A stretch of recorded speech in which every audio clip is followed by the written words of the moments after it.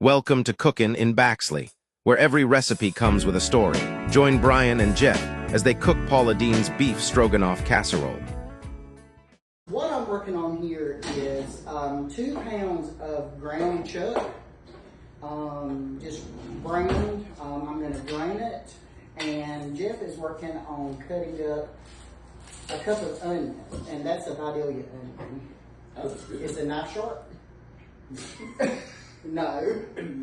Probably not. Knives haven't been this sharp since Billy Lewis died. That man can sharpen a knife unless you can shave with them. I don't do that. And your mother probably requested them be sharp. On more than one occasion. Oops. I thought this was your house. You don't know where the trash can is at. Where anything is.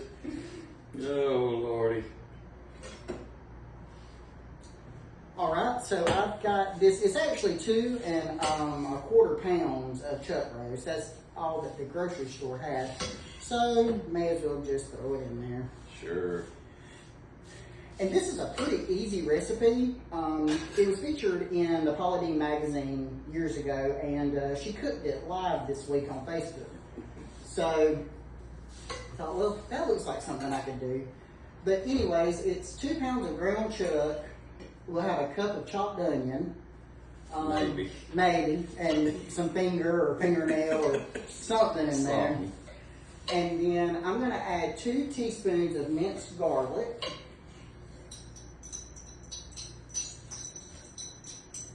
And 2 tablespoons of all-purpose flour. And this is just as a thickening agent, because there's a lot of wet ingredients in this recipe. A lot of sour cream, but not a lot of butter, if you can believe it or not. So I'm just going to stir this in. I don't want that flour to clump up. Do you want to go by Paula tonight or Julia? Or Martha? I take no responsibility. We've got lots of insurance. Onions are white, not red. So if we see anything red over there, we know it's going too far. Seriously, the knives were really sharp. Thanks, Billy. Mm-hmm. All right, and then in this recipe, it also calls for a package of ranch dressing mix. And Jeff's going to work on that here in a few minutes. But I'm going to go ahead and transfer this into a big mixing bowl because this makes a lot. And you know, go big or go home. And where does this go? You can just throw, well, you know what? No, I'll just give it. Well, I gotta have this. Okay, well just throw it in here. I'm gonna cook those onions down just a little bit. I kind of thought that's what might need to happen. Well, like I said, I'm not a cook, so. And we're just having a good time. Yeah, we're just having a good time and trying this new recipe and Yeah, what Bryan was saying, we try to get everything as ready, you know, prep. I mean, it's an easy recipe. We've only been working with this since about, what, 2:30 this afternoon? I had originally thought, okay, well, I bought all the ingredients today and thought, okay, well, this will be all right. Well, we started at 6 o'clock and I think it's 8:45. Well, anyway, we're just having a good time. It'd help if I put it on the right eye. Yeah. Yeah, there we go. Yeah. It was moving at such a slow pace. But this recipe also calls for 2 cups of chicken broth, so I'm going to go ahead and add that into it and let it cook. Yeah, let it simmer and cook down those onions a little bit. The recipe also calls for mushrooms, but I don't like mushrooms, so sorry. I know you do. Oh, I don't care. But anyways. All right, so I start mixing all this up. Yep, that is Hidden Valley Ranch. And is this the mayonnaise? That's the Duke's mayonnaise. Duke's mayonnaise. He said he likes Duke. This is the first time I've ever tried Duke's mayonnaise before. It's real good. Real tangy. Mm-hmm. I swan this looks like more than a cup. You might want to double check it. Well, I'm going to. I'm going to put it in here. Fractions were never my strong suit, so. Well, I don't know. If you pack it down real tight. Waste not, want not. That's it. And you know, this recipe is really inexpensive. The chuck, the ground chuck, now, it was about $14 for the 2 and a quarter pound package, but you know, it's going to make a lot. There's going to be a lot of this. We'll have to find some guests to come over here and eat. All right, half a cup of sour cream. That must be that. Yeah, that's sour cream. Just do a dollop of Daisy. Yeah. That looks about right. About. And let's see. 1/2 a cup of buttermilk. Now, did you measure this? Something doesn't look right about that. I measured it, but Oh, you did? yeah, you may want to. Is this the half a cup? I don't have the glasses on. Yeah, that's a half a cup.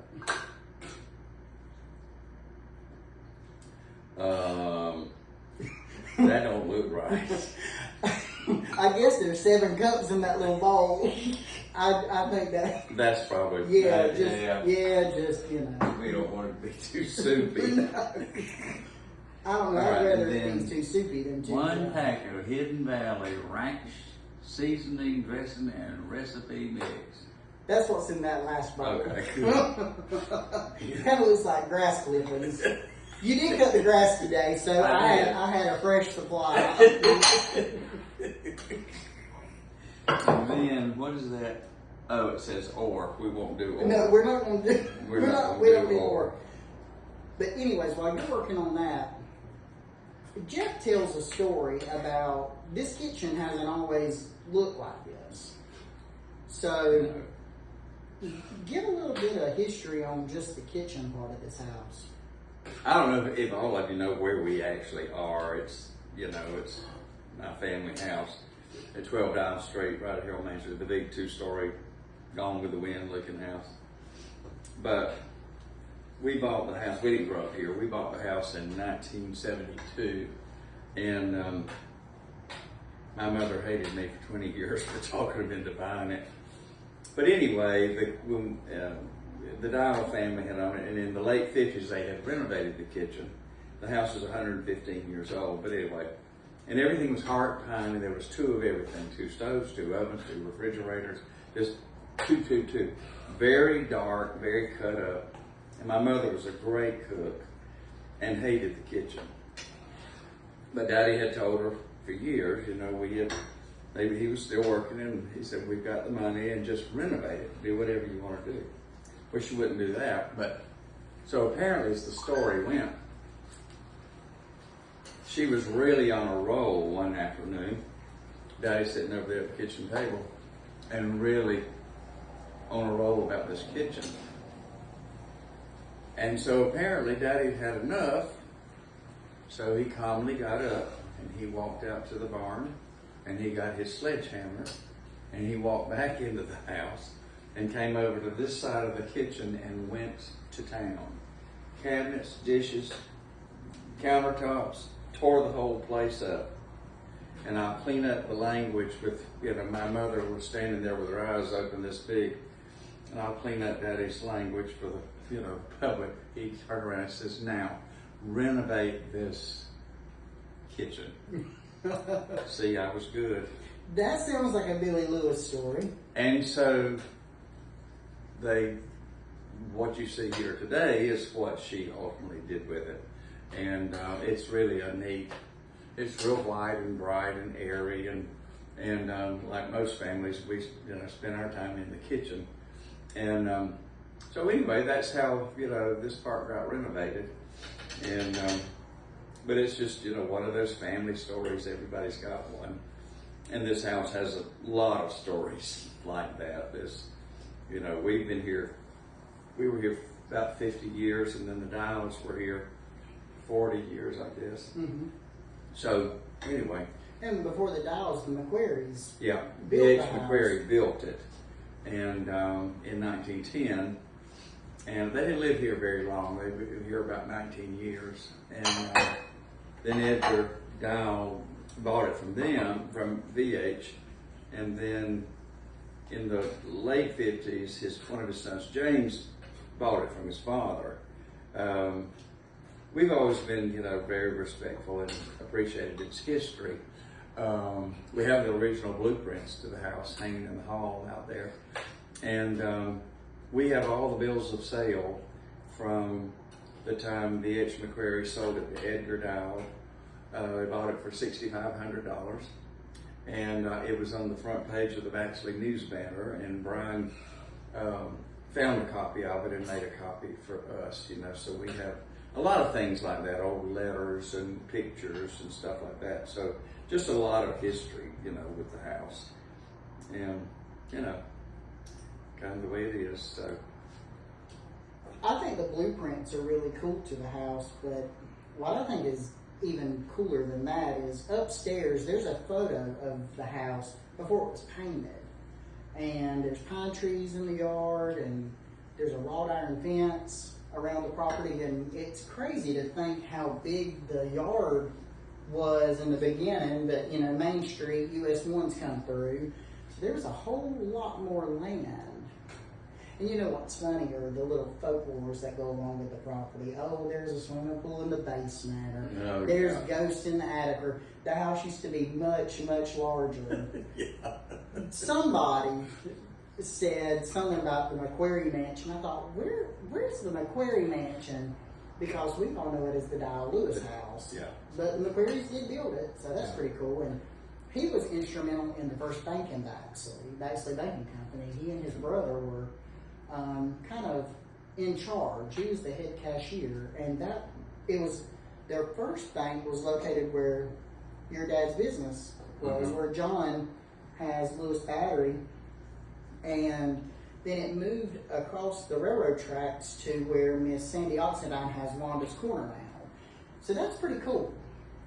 Well, we always wondered, because B.H. McQuarrie owned so much land around where the house is and the property is, and we just thought, if he owned all this land, why did he build the house so close to Main Street? Well, I moved back to Baxley about 18 years ago, and to take care of Mother and Daddy, and when we expanded and got the other two houses back and all that. But I think it was Michael Mayer showed me an old plat that was just literally crumbling. And what I finally saw was that was Main Street out there, US 1 was not there. That was not Main Street. Fair Street was Main Street. So VH did build a house as far away from Main Street as he could, but then when US 1 came through and they, eminent domain, when they take the land. Yeah. So that's the reason, the house, seems so close to the highway, as it were. So. What I'm going to do now is add the egg noodles. 16 ounces of wide egg noodles. So you have to get 2 packages. Wow. Well, that kind of just came out like Jell-O. Well, kind of did. And so I'm going to kind of pull these noodles apart a little bit. We cooked them before we came on here about 7 hours ago. No, I'm kidding. But, it's almost like Paula just put her hands in there. And they are egg noodles, so they are a little sticky. But there are a lot of wet ingredients still left to go in this recipe. Good Lord. So I saw you did cut the grass today. It's about time. Well, I know. You could have baled hay out there. Yeah, it was getting kind of bad, but No. I don't know about any of you all, but the heat this summer has just, I couldn't fight it this summer. I couldn't. So, and trying to recover from the storm, and I know so many of us, up here I lost so many of the big trees, and a lot of the landscaping over there by the old tennis court with all that jasmine. And it was heartbreaking, as I know it has been for a lot of people. But it's taking me a little while to put it all back together. Well, you just mentioned something pretty cool. For those of you that play tennis and like pickleball, that's his first tennis court is on the corner of this property. And I think that's pretty cool. You can still, if you ride by, you can still see the green paint out there. It's pretty cool. The Dials played tennis. And then, in the day back then, all of their friends, everybody that played tennis came up here, to play. Now, when we bought the house, and we all tried to play tennis, but none of us could walk and chew chewing gum at the same time. It just wasn't happening. So, now I've kind of used it as a parking lot, when I have events up here at the house. And 12 Dow Street is a Chamber of Commerce member, and the property is listed on Airbnb for any of those folks out there looking for a place to stay when they visit home. 5 bedrooms, 2 stories, plenty of living space, beautiful kitchen, and you're working on the outside. It's going to look good. A lot of people don't know that there's 3 houses sitting here. I live in the Fair Street house, the brick house. There's also the little house, what we call the little house, is in the backyard. Do you want to do something with this, or is it too early or too late? Yeah, you can go ahead and dump it in here if you want to. It's all got to go yet. All right. But it was originally a 2-story barn, and Daddy remembers, because he actually grew up and dated one of the girls. He said the bottom floor was open, and old Miss Dial had a prize-winning cow. And he said, I remember that she always kept it on a big piece of concrete. And then the upstairs was for the help that lived on the property. And so we bought the house. And then James renovated it into what it is now, a 2-bedroom, 1-bathroom, neat little house back there. But it's behind the big house. And behind the brick house, it's kind of hidden back up in there. And it's also an Airbnb, but when we bought the house and started doing some renovation, we went under the house the first time, and sure enough, that big piece of concrete where she kept that cow was right over in the far left corner. So I thought it was kind of neat. But that is pretty cool. And but that's just a part of this, the history of this place. I'm going to add a cup and a half of sour cream. This recipe has a lot of sour cream between the noodle mix and then the ranch dressing. So get you a big thing of sour cream.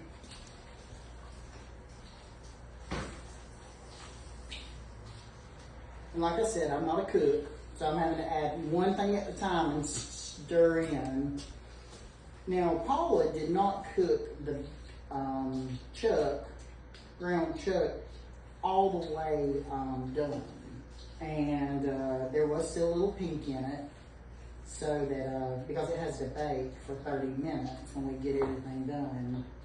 I'm gonna add 2 cups of mozzarella. Well, it's about 1.5 cups, because this one over here has been nibbling on it since we got started. So we'll mix that up. And this is still pretty hot from where we had the... Where you tried to burn the house Well, down. Come on, be honest about it. Things got out of hand. that is a true story. A couple of months ago, we were up here piddling around, and I had a pot on the stove with some fragrance oil in it. And we stepped out and I forgot about it. And we were in the house next door, the little house. And the security system called and said, there's a fire at the house. And I don't think my feet hit the ground running from that house to this one. I think I just levitated. I think I just floated over here. And then the salt and pepper, there is a teaspoon of salt and a half a teaspoon of black pepper. But truly, I did put a little more black pepper because I like black pepper. Me too. And then that ranch dressing, ranch dressing can be salty anyways. So I'd rather add some salt But than. it's real good. Yeah, I like ranch dressing. It's pretty good to dip your pizza in too. Not just on a salad or in a mix like this, but it's good to use it as a. I learned I swallowed, Brian. You put ranch dressing on cereal. Yeah, I put on Fruit Loops or Fruity Pebbles. Mm-hmm. So we He got. does like ranch dressing. I do. On everything. On everything. Whenever I'm finished eating my salad at the B&F or Captain Joe's, I dip my salad, my crackers in salad. So we've got 2 pounds of ground chuck. We have a cup of chopped onion. We have 2 teaspoons of minced garlic, 2 tablespoons of all-purpose flour. We have the homemade ranch mixture, which is how many cups do you think that was? About 3? Yeah. About 3 cups. When you put everything together, Mhm. I guess. Then we have the 8-ounce package of shredded mozzarella cheese, which is about 2 Oh, cups. excuse me. We have the salt. Dressing back it up. It's got a little octane to it. Mm-hmm. We got the salt and pepper, and then we have the 16 ounces of egg noodles, which is about a package and a third. And we are going to go ahead and get this poured over into a Pyrex. What is this? 9 by 13? Yeah, 9 by I 13. think we get a 10 by 24 with all that. Consider. You hold it. Yeah, and you scoop hold it and you scoop it. And then I've got another pan ready if we run out of room. This looks like a lot. It does. But it already smells good. Yeah.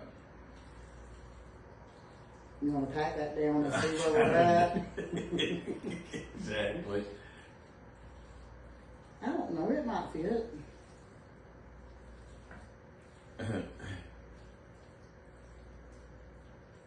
Well, but it might boil out all Oh, over yeah. the oven too. All right, well, I've got another pan back there, a small. We kept something in reverse, in reserve in case this thing In just reverse. got away from us. We were making a souffle and it got away from us. Exactly. That's the line from the Golden Girls. Well, we'll go ahead and set this one to the side, and we'll fill this. Sucker up. Yep. God, it weighs 38 pounds. Him.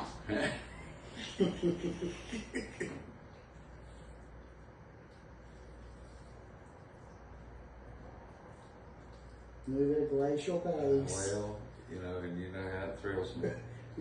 You want to scrape that sucker? Not really. Good Lord. I'll take Is this. that- I'll take this outside and use the I garden. was going to say, did you used to bathe in that as a baby? That was your Yeah, mama? that my baby photo was in that with ivory bars of soap stacked up. Oh, All right, God. so let me grab this one back. And the topping is, you would think it would be Ritz crackers, but it's panko. And I've never had panko before, but it's Japanese breadcrumbs.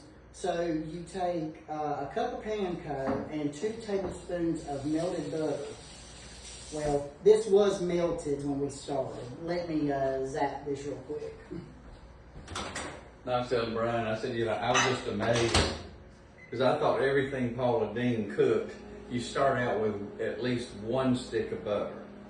And then this whole recipe, I think there's like 2 tablespoons.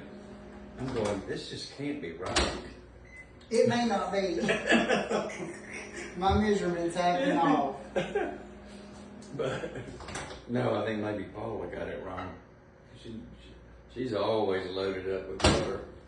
But butter is so much healthier than all these processed oils and seed oils and all. I remember that thing that Oprah Winfrey Paula was on the Oprah Winfrey show. Paula was going on about one of her recipes, and it was, a stick of butter here and a stick of butter there, and I think Oprah finally said something about aren't you concerned about the health issues with all that butter? She said, honey, I'm your cook, not your doctor. I thought that was good. That's funny. I thought that was really good. So, we've talked about it before. You've eaten it.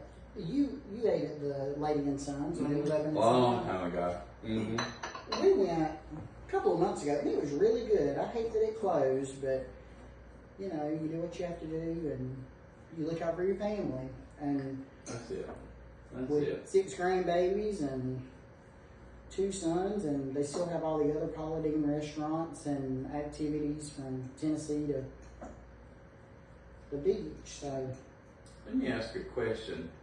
Since it, I may have an answer. maybe not. Might not. might not.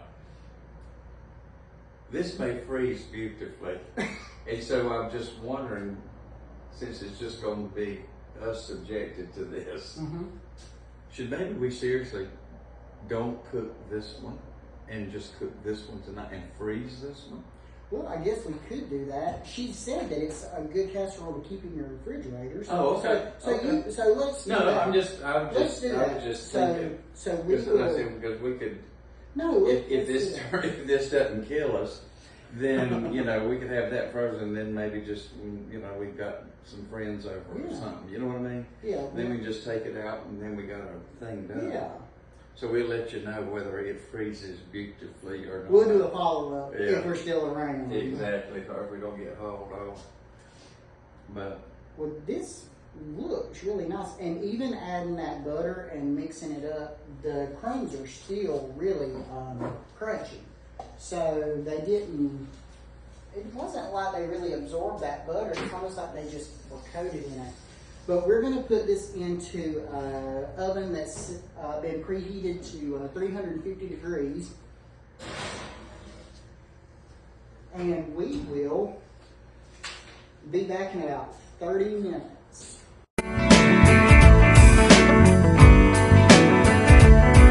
And we have 911 on speed dial just in case. They're right down the street. Let's see here. It does look good because I had to sample it before we cooked it. Let's see here. Let me get a smaller Thing. Yeah, at least to get that first piece out of. Let's see. Oh, That's all right. let's see Here, use this. here. Yeah, That one right there. let's try that one. That's the one you told me to use the first time. Well, I'm just saying, see All there. right. Let's see. Wonderful. It's golden bubbly. Let's see here. Let's give this a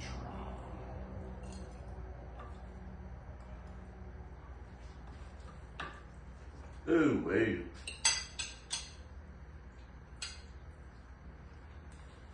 That is some more good. Mmm. That's good. And the topping being crunchy. That's the thing, yeah. I mean, That's that's. really good. I think that's what, because I mean, I tasted them earlier, and that stuff doesn't have much of a taste. But I thought if you'd done it with like Lay's potato chips or something, it would have soaked up and been flat. But Yeah. that stays crunchy. I think that's the thing. Now, I think adding just a little more cheese to it, maybe. So, keep it together. But Calvin is like $1, something like this. Very seriously, now, Daddy, that's kind of good. So that was the stamp of approval. That's kind of good. But it really is, folks. Not because we cooked it, but this really is good. So if we continue to do this little series, kitchen series, what would you like us to do? Thought about pulling out some old cookbooks and cooking some local recipes. The church cookbooks are always the best. And we could do a dessert. What do you think? We'd like input, and I'll just take this opportunity One of the things about living here, you know, the only time it ever made sense to live in this house is when it was just full of people. And when we had a big family and, you know, people would come home and mother and daddy were still living and all that. It just really, it's the neatest, it just takes on a life of its own and put a lot of people in. And Bryan and I talked about it, you know, a lot. I mean, he loves this place about as much as I do. And, you know, we've looked at ideas about filling the place back up with people. And we've talked about, you know, like, you know, once a month supper club or small events, you know, where we get people back in the house again. So, you know, I mean, this has just been kind of fun for us. But it may be, you know, we just invite other people to come and be a part of all this and bring a recipe and, you know, we'll give it a shot and, you know, just make something fun, you know. And, you know, and of course for me personally, it's bringing life back into this house and just, you know, see where it goes. But that's my fault. The recipe for this is going to be in the comment section. Please take a look at it. It'll take you to the Paula Deen magazine website. And your thoughts, questions, concerns, please share them because we want to do something creative. We want to do something fun. So I think we'll take the time now. We'll call this little segment Cooking in Baxley, where every recipe has a story. Yeah. But I'll tell you one thing. I asked Bryan about it earlier, and then a lot of times the stories about this place, I get real emotional. But I mean, a lot of you probably know. I mean, Bryan and I are just best friends, and God knows, it was the house that actually brought us together years ago. He was working at Lowe's in Vidalia, and I was renting the little house. And believe it or not, I was about 100 pounds. Oh gosh, we were talking earlier. Like a elf. This apron makes me look fat. But anyway, so, you know, he asked me, do you live in that big white house? And I said, well, kind of. And that's what brought us together. And that was 16, 17 years ago? Yeah, and I've been here 18. But one of the neat things was, because Bryan is very much into the history and all this place like we were. So, I don't know, what was it, a year or so ago? Bryan called me one day and said, don't ask any questions, but we're going on a picnic. And I thought, what? A picnic? You gotta be kidding. And so, he had all this stuff in the truck and car, and so off we go heading towards Jessup. And I said, where are we going? Just don't ask. So anyway, we got all this stuff in the truck, a car, and pulled in it. I know, this is pretty good. And stopped in at Crystal and got some Crystal hamburgers. And then headed on down, you know, like you're going to Walmart. You know that big cemetery down there? I think it's Jessup City Cemetery. Yeah, Jessup City Cemetery. And so we pull in. And I thought, oh Lord, is he getting ready to shoot me and bury me in some open grave out here? And so where it was, he finally stopped. And it was where the McQuarries were buried. And that built this house. And so, you know, we just kind of had a little picnic with the original owners of the house.